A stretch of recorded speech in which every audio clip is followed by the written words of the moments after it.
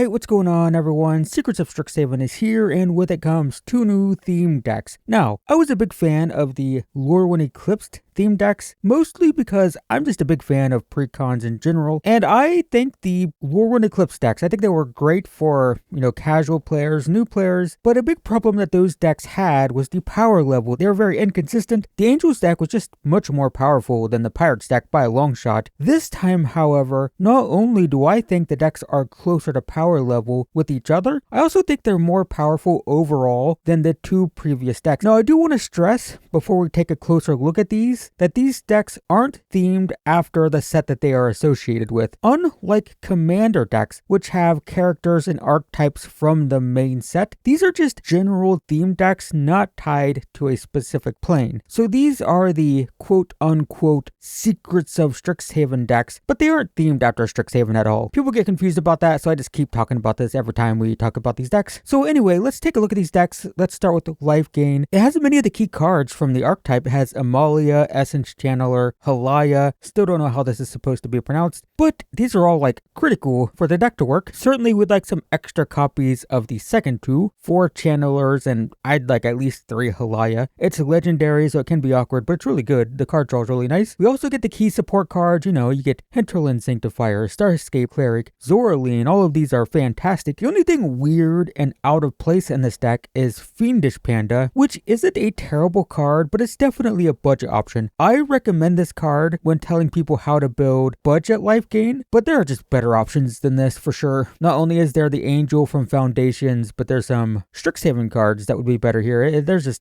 better options. Regardless, what we have is a very functional Orzhov Lifegain deck that I absolutely think is just solid and playable out of the box. Can it be improved? Absolutely. But what a night and day difference this is compared to like the Pirates deck of Lorwyn. The Lorwyn Eclipsed Pirate deck was just, man, why did that deck exist? And then you look at this thing, this is a real deck. This is like, it's not a tier 1 deck, right? Lifegain isn't a tier 1 deck, but anyone who plays Magic Arena has played against a Lifegain. It's pretty good, and this has many of the key pieces to make the deck function. It is pretty good. From a value perspective, so in the past I've gotten some criticism about where I get the prices, so let's just talk about all of them. If you import this deck on Card Kingdom, and I take out the basics, no basics, it is $41 on Card Kingdom, $33 on TCG Player, and $31 on Manipool. Now, it should be noted that on each of these websites, I imported the deck. I made sure it was near mint, but any printing, and I removed the basics. So this is a realistic idea of what it would actually cost to buy these cards. I think if you look at the price listing on deck building websites, this deck is listed at like $22, which I don't know where that price comes from. I can't get that anywhere, but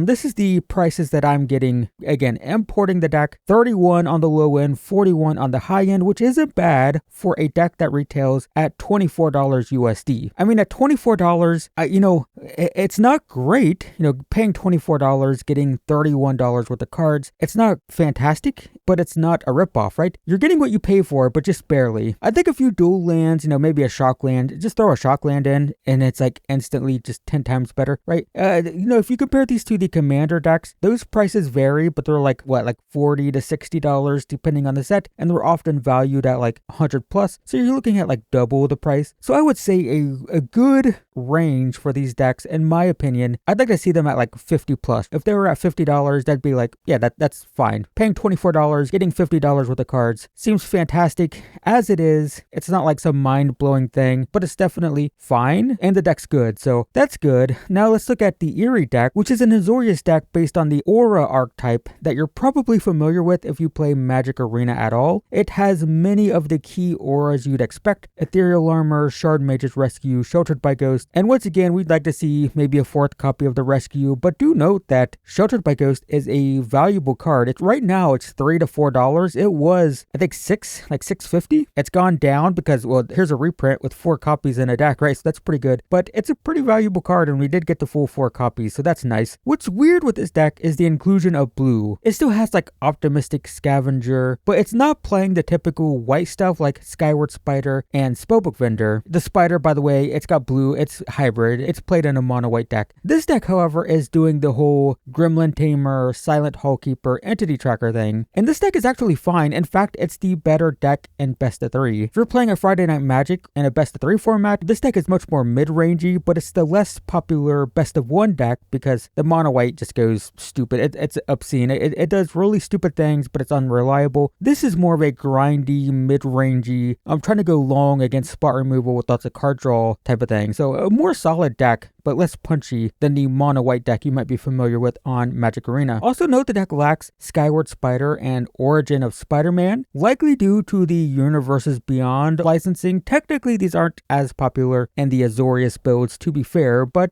so far, every Universes Beyond card that should be in these theme decks have been removed. And while the previous decks didn't lose much, I think this shows why they went with Azorius instead of mono white, because these are so important for the mono white build, and they couldn't include them, so they had to go with the less popular Azorius build. And so if you don't like Universes Beyond, but you think you can just ignore it, well, your theme deck might be worse because of licensing. So just worth noting there. But in terms of value, this deck is currently worth $77 on Card Kingdom, $46 on TCG Player, and $47 on Mana Pool, making it an excellent deal with the $24 price tag. This is what I would want from a price perspective. I guess 46, 47 is a little bit low still, but reasonable. This is what they should be worth for sure. This is like a nice value, maybe a few extra dollars, but there's always some prices fluctuate constantly. Maybe if I check this in a couple days, they'll change again. Maybe they go above 50, maybe they go below 40, who knows, but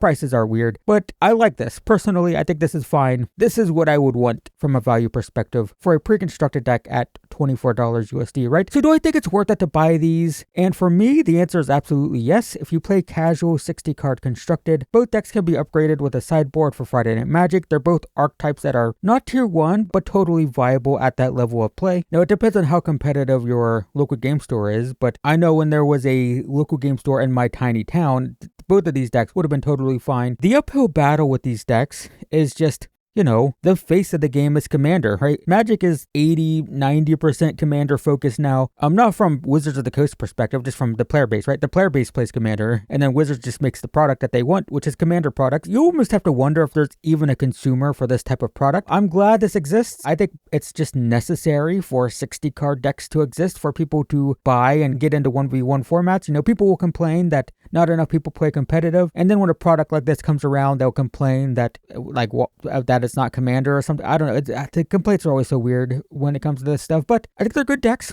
I think it's a good value. I think they're worse than Challenger decks, but they're also infinitely better than the theme decks of old and the Planeswalker decks of old. That's for sure. And I just think it's important for these to exist, and I think they're very good, actually. So that's my hot take. If you have a place to play these, I think it's absolutely worth the price. I think they're absolutely upgradable. They're much better than the Lorwyn Eclipsed decks. And overall, I think this is a much better place for these decks to be than the last batch with Angels and Pirates. So that's going to be it for me, guys. That's just my hot take. If you're looking for upgrade guides with these, they will be coming in the future. I was originally planning to get the decks right at release, and then I saw the previews for Strixhaven, and there's just tons of good Lifegain stuff that I haven't played with yet because the set's not out. I'm recording this audio on the day of release. It is Strixhaven releases on Magic Arena later today. So my plan is I'm going to try the new Lifegain stuff, and I need to rebuild the Lifegain deck because there's tons of new stuff for it. So the time that this video comes out would have been when the upgrade guides came out, but I'm going to delay them a week and try the new Lifegain stuff. And then, so next week we'll have some upgrade guides, just a slight delay because we got lots of cool new cards, but those are coming in the future. Look forward to those. For now, thanks for watching this video. I hope it was useful in some way, and I will see you in the next one.